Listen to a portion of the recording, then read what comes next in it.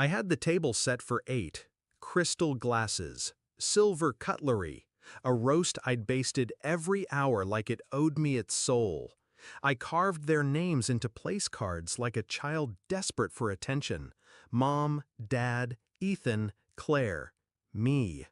I waited. The candles burned low. The food went cold. The silence grew louder. At 6:43 p.m., my phone buzzed. A message from Mom. We decided to eat at Ethan's instead. Happy Thanksgiving, hope you understand. No explanation, no apology, just absence, like I didn't exist. I sat there, alone, staring at their untouched plates, the hollow weight of it all pressing against my chest. When I finally picked up my fork, I couldn't swallow. Every bite tasted like shame, humiliation, years of pretending I wasn't invisible. That's when I heard the door creak open. I turned, expecting echoes or pity, but it was Grandpa. He looked around the room, at the cold dishes, the empty chairs, and finally at me. Still dressed like the perfect host, mascara smudged from holding it together too long. He walked over slowly, took the seat beside me, and said, "They were never coming, sweetheart. Not to this table. Not for you." I blinked. What? He reached into his coat, pulled out a folded letter, and slid it across the linen cloth. I wasn't supposed to show you this, but I'm too old for lies. It was from my mother, dated 3 weeks ago.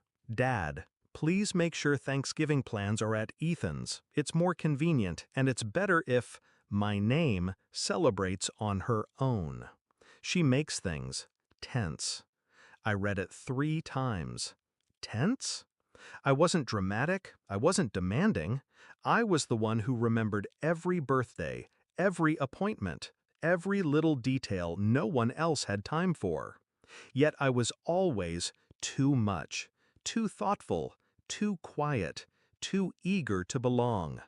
And that day, I finally stopped pretending. It wasn't rage, not the screaming, plate-throwing kind. It was colder, calculated, sharp as the bone china they never ate off. I stopped calling, stopped showing up. I gave them nothing to resent because I gave them nothing at all. Until the trust fund.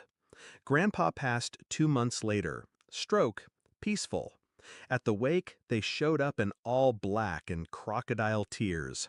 Mom was scanning the room for someone important to impress. Dad shook hands like it was a networking event. Ethan talked about how Grandpa taught him how to fish, which was funny because Grandpa hated water. They didn't ask how I was, didn't thank me for organizing the funeral.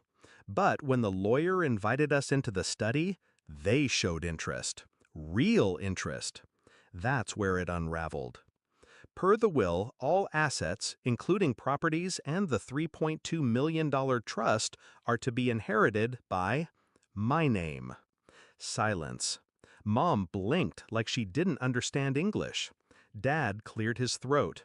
Ethan laughed, actually laughed, then said, "That can't be right."